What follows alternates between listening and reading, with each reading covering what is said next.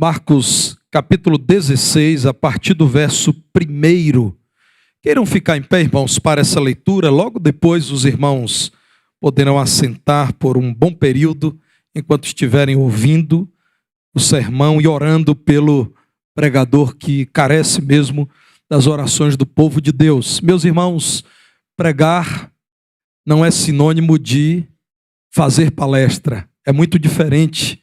A pregação é um ato espiritual, é um exercício dificílimo, por isso todo pregador necessita das orações dos irmãos. Então, enquanto estiverem ouvindo, orem por mim para que eu seja fiel às Escrituras. Diz assim a palavra do Senhor.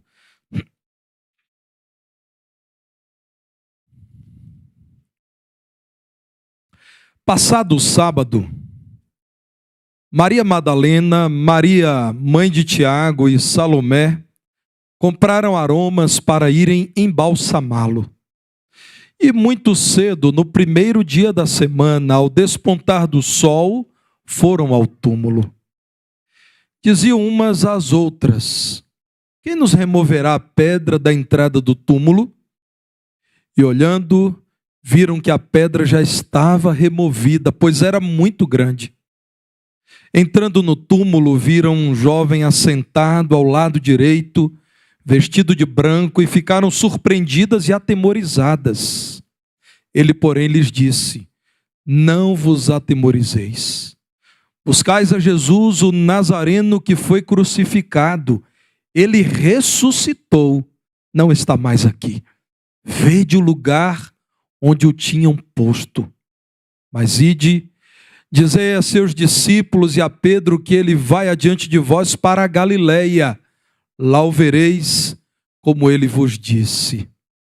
E saindo elas, fugiram do sepulcro, porque estavam possuídas de temor e de assombro, e de medo nada disseram a ninguém.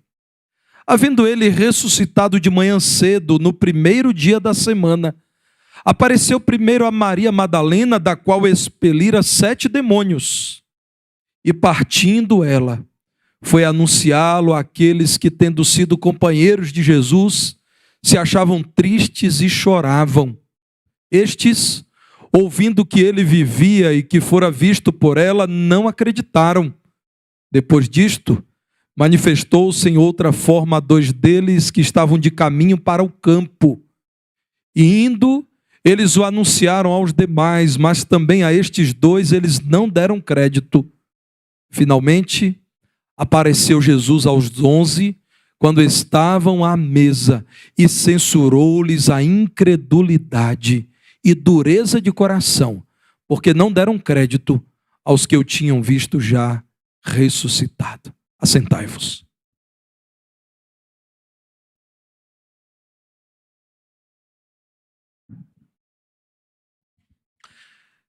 O dia da ressurreição de Jesus é um dia para ser lembrado até que Cristo venha e estejamos face a face diante dele e não mais tendo que rememorar a sua vida e obra neste mundo.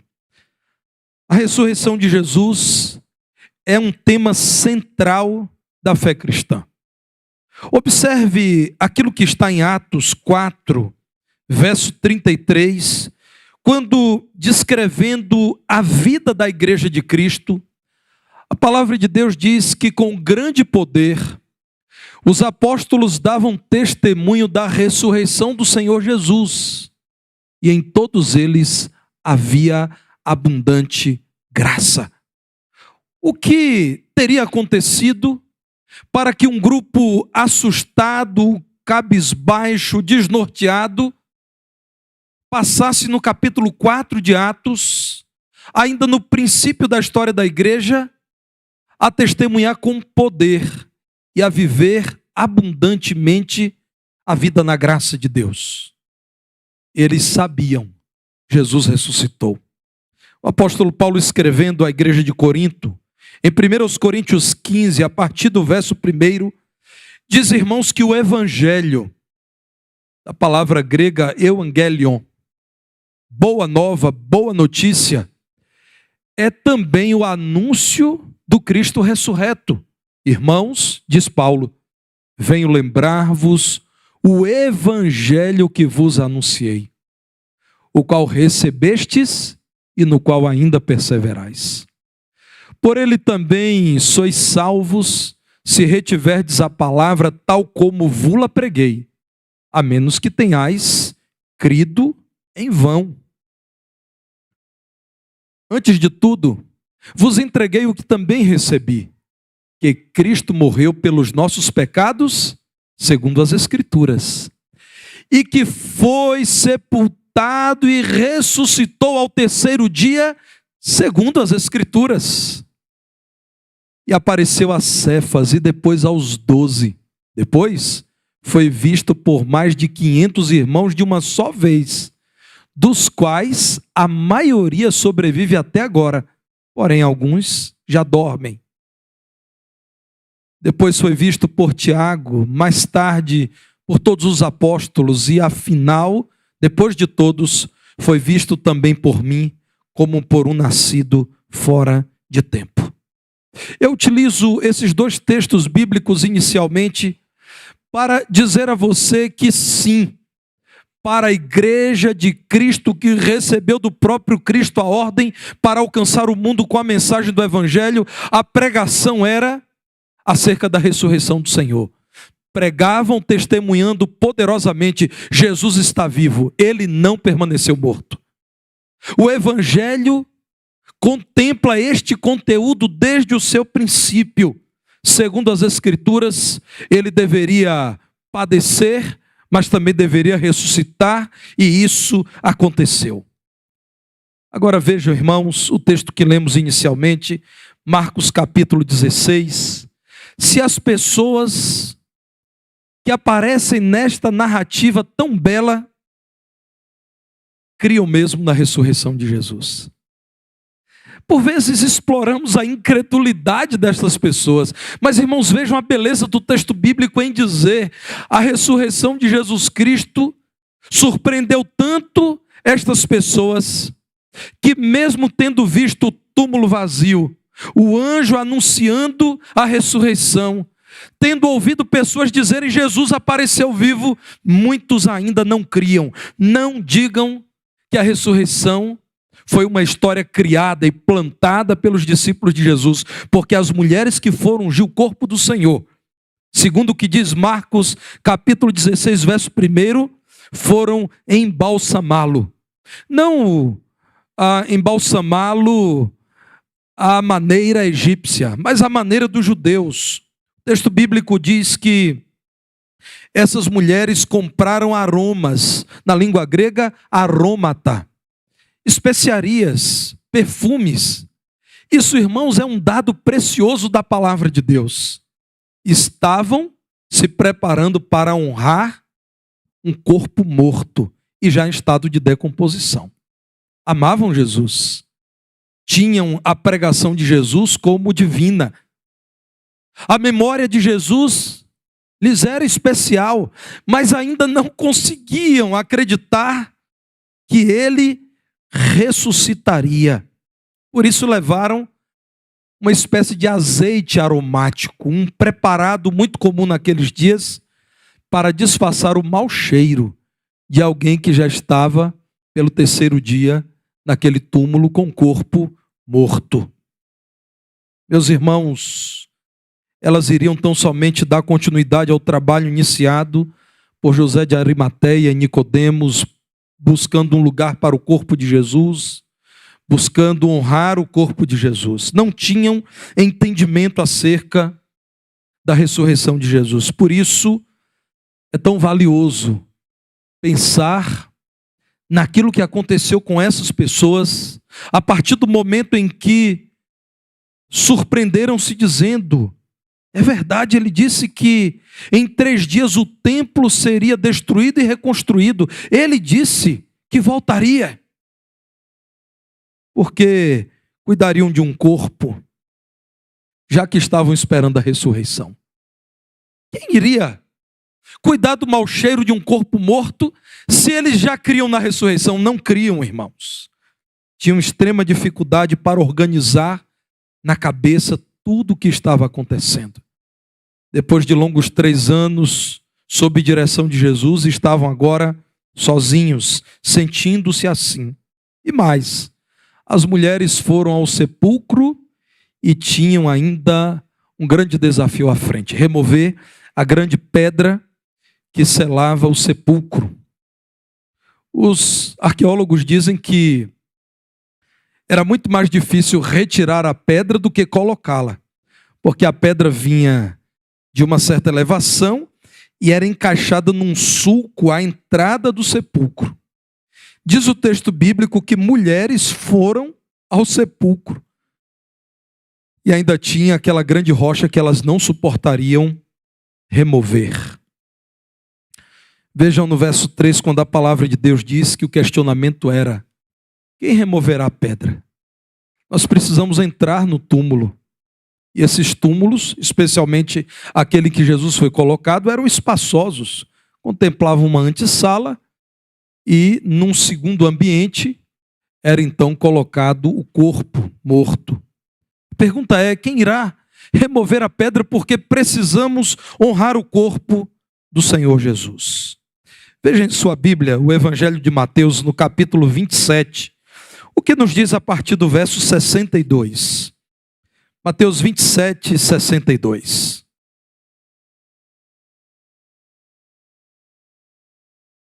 No dia seguinte, que é o dia depois da preparação, reuniram-se os principais sacerdotes e os fariseus e, dirigindo-se a Pilatos, disseram-lhe: Senhor, lembramo-nos de que aquele embusteiro, enquanto vivia, disse: depois de 3 dias ressuscitarei.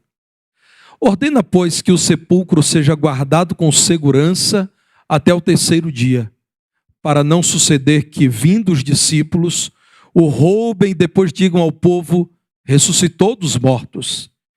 E será o último embuste pior que o primeiro.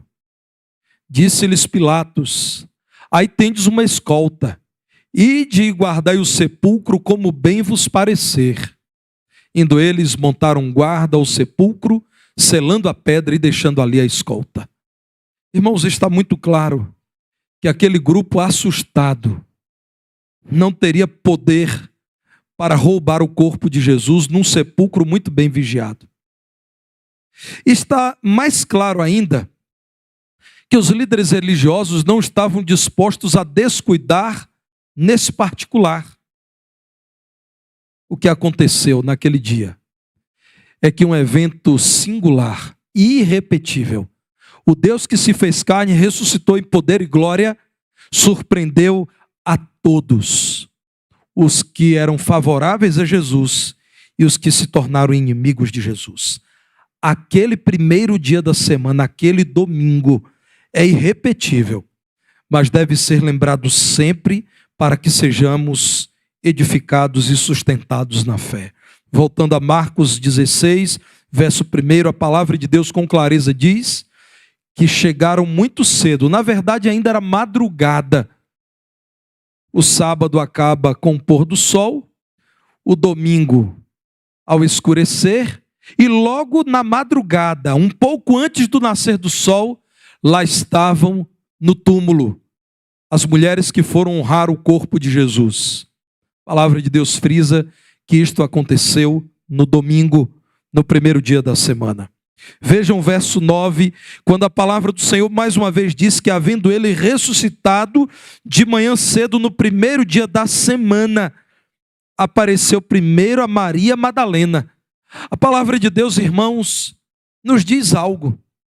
Ao frisar que Jesus ressuscitou no primeiro dia da semana, aquele domingo deve ser lembrado. O relato, desde o nascimento daquele dia da ressurreição, nos leva a perceber o valor de nos reunirmos constantemente aos domingos para celebrarmos a ressurreição do Senhor.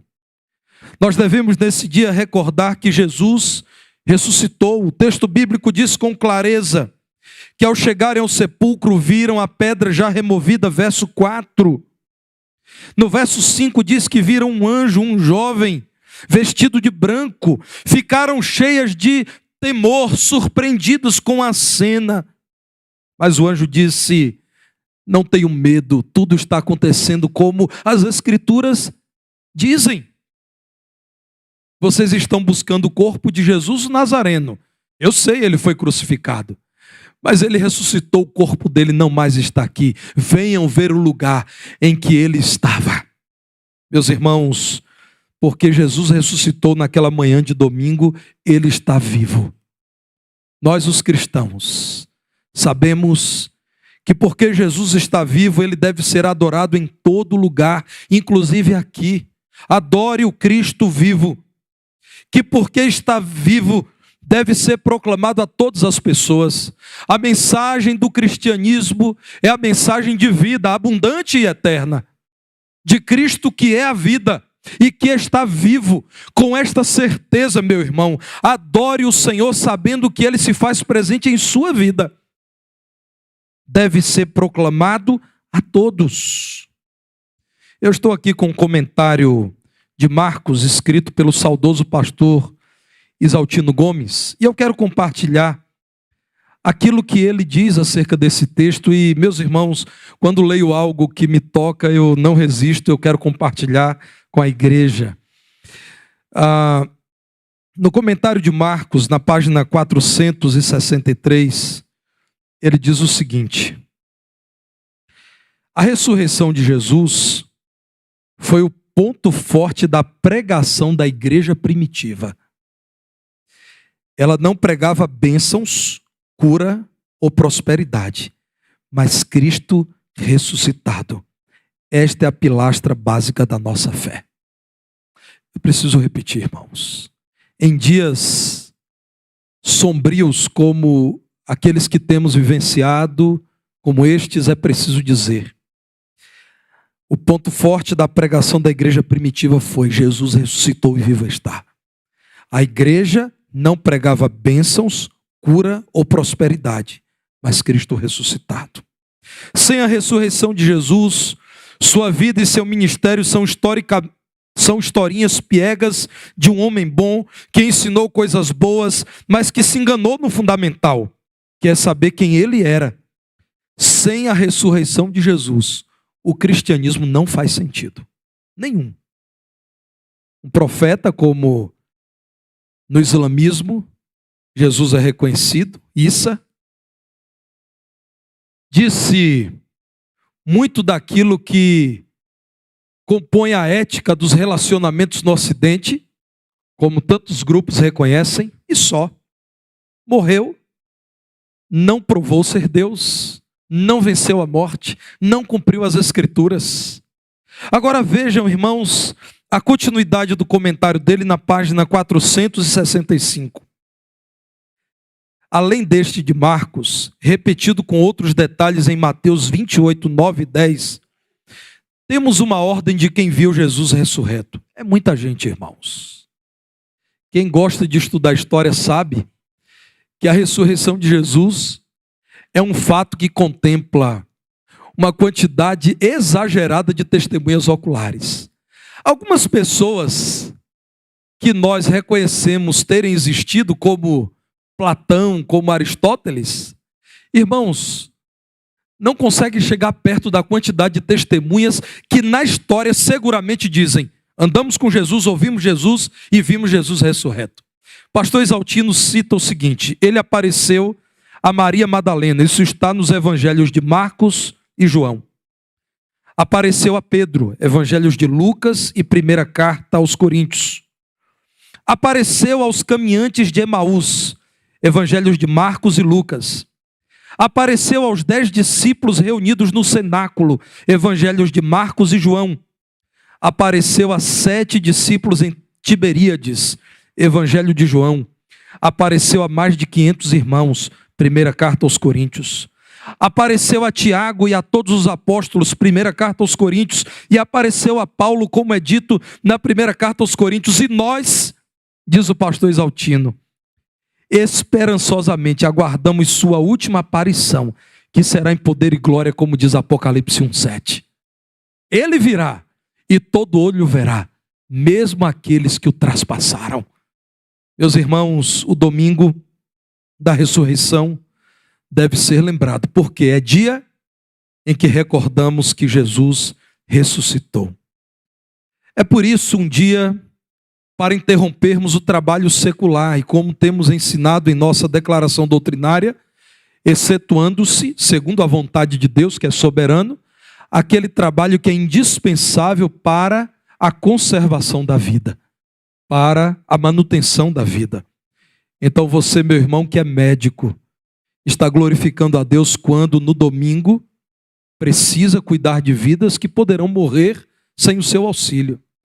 Você, meu irmão, que trabalha na companhia de água, irmão Robson, ou que trabalha na companhia de energia elétrica, você precisa, caso necessário, compreender que nada foge à vontade de Deus. Mas, irmãos, exceção feita àquilo que é fundamental para o sustento da vida. Aliás, quem trabalha na companhia de energia elétrica, nesse momento, o pastor Altair, cuida para que tenhamos aqui um sistema de som e a iluminação. Mas excetuando-se, irmãos, casos assim, porque sabemos que não foi o homem criado por conta do domingo, parafraseando o texto bíblico, quando fala das crises do sábado entre os judeus, mas o domingo que foi criado por conta do homem, pela necessidade de descanso, você deve interromper o seu trabalho regular. Volte para Marcos capítulo 16, a partir do verso 7. Pararam tudo. Numa cultura em que o sábado era dia de descanso, o domingo era dia de trabalho. Entenderam a importância de colocar a agenda do reino de Deus em primazia. Sigam para a Galileia, vocês verão Jesus. E saindo dali fugiram do sepulcro. Ele ressuscitou e naquele dia tudo mais ficou em segundo plano. Anterior à lei dada pelo Senhor a Moisés, veja Gênesis capítulo 2 no verso 3. Gênesis 2 verso 3, o que nos diz a palavra do Senhor? Abençoou Deus o dia sétimo e o santificou, porque nele descansou de toda a obra que como Criador fizera. Nós sabemos, irmãos, que um dia em 7 é o dia do descanso. Sábado na língua hebraica é a palavra sábate, é o descanso. O nosso dia do sábado, o nosso descanso, é aquele dia em que, segundo as Escrituras, Jesus ressuscitou, e como veremos em instantes na palavra, Jesus mesmo validou esta reunião dominical. É o dia em que o Espírito Santo foi doado à igreja, num dia de Pentecostes.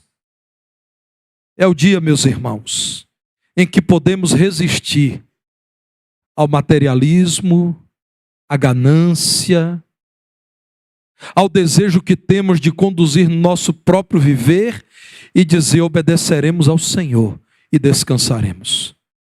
Quando os crentes desprezam a santificação do dia do Senhor, a separação desse dia para o descanso e a reunião com a igreja, como diz a declaração doutrinária dos batistas brasileiros, dia para descanso do corpo e repouso da alma, as consequências são terríveis, irmãos.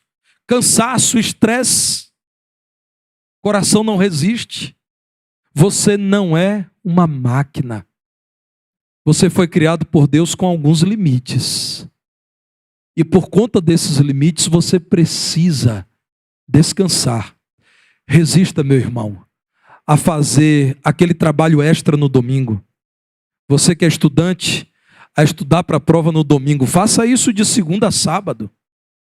Você que é pastor como eu, resista também a se envolver com o trabalho administrativo da igreja. Dia para descanso, em que nós podemos celebrar a boa vontade de Deus ao nos conceder esse dia.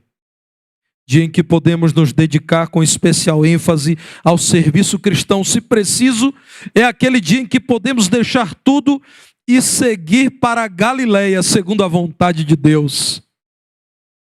Dia em que podemos planejar melhor o alcance de quem necessita. Em último lugar, quero enfatizar que o domingo é dia para celebrarmos a comunhão dos crentes. Volte para Marcos capítulo 16. A partir do verso 11, é dito que muitos que ouviram não acreditaram na ressurreição de Jesus.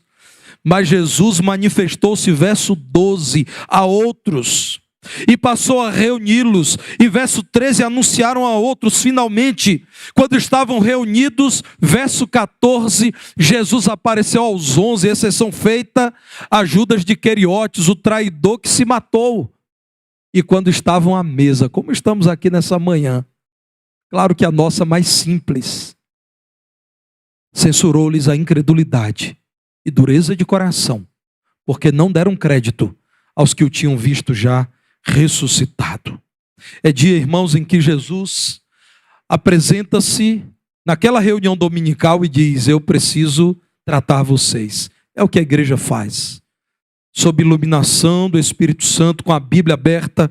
O domingo é dia de especial atenção às nossas necessidades espirituais, em que nos edificamos mutuamente e experimentamos, irmã Neliane, adoração comunitária. Irmão Laerte, adoração que não experimentamos no quarto de casa. No quarto de casa, podemos, com a certeza de que Deus nos ouvirá, orar em secreto. Mas, irmãos, há uma experiência que só temos aqui na reunião da igreja: a adoração do povo de Deus. Veja como eu disse, o que a palavra do Senhor nos fala sobre esse dia. João capítulo 20, eu quero destacar os versos 1, 19 e 26. Irmãos, eu lerei na sequência João 20, versos 1, 19 e 26, para que os irmãos percebam a regularidade da reunião dominical, como eu disse, numa cultura que não via coisa alguma especial no domingo.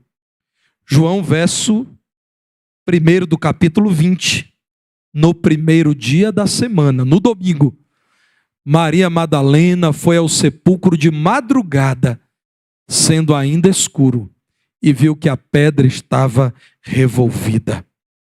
Ao cair da tarde daquele dia, o primeiro da semana, o domingo, trancadas as portas da casa onde estavam os discípulos com medo dos judeus, veio Jesus e pôs-se no meio e disse-lhes: paz seja convosco. Passados 8 dias, de novo um domingo, estavam ali outra vez, reunidos os seus discípulos, e Tomé com eles. Estando as portas trancadas, veio Jesus, pôs-se no meio e disse-lhes: paz seja convosco. É ou não é, irmãos? Um dia de reunião dos crentes. Eu já citei a declaração doutrinária 2 vezes, eu quero encorajar você a consultar lá na internet, no site da Convenção Batista Brasileira, o artigo sobre a doutrina do dia do Senhor, o domingo. E você verá que, desde que Cristo ressuscitou, temos uma oportunidade semanal de recordar a grande bênção que é sabermos que somos servos do Cristo vivo, presente na reunião do seu povo, que nos dirigirá eternamente até que cheguemos àquele repouso eterno que ainda resta para os filhos de Deus. Nós não cremos que o domingo seja dia exclusivo para servirmos ao Senhor, mas porque é um dia de cessação do trabalho e de descanso, associado à vitória de Jesus sobre a morte, deve receber grande atenção do povo de Deus ainda hoje. Lute, meu irmão, com todas as suas forças, para que você e sua família estejam aqui todo domingo pela manhã, todo domingo à noite. Eu quero finalizar dizendo que nesta igreja há irmãos que viajam dezenas de quilômetros para vir e para retornar ao seu lar, porque não querem perder. Olhe para esses irmãos e tenha como encorajamento, para que nós a cada domingo estejamos aqui celebrando a ressurreição do Senhor Jesus. Deus, pois, nos abençoe.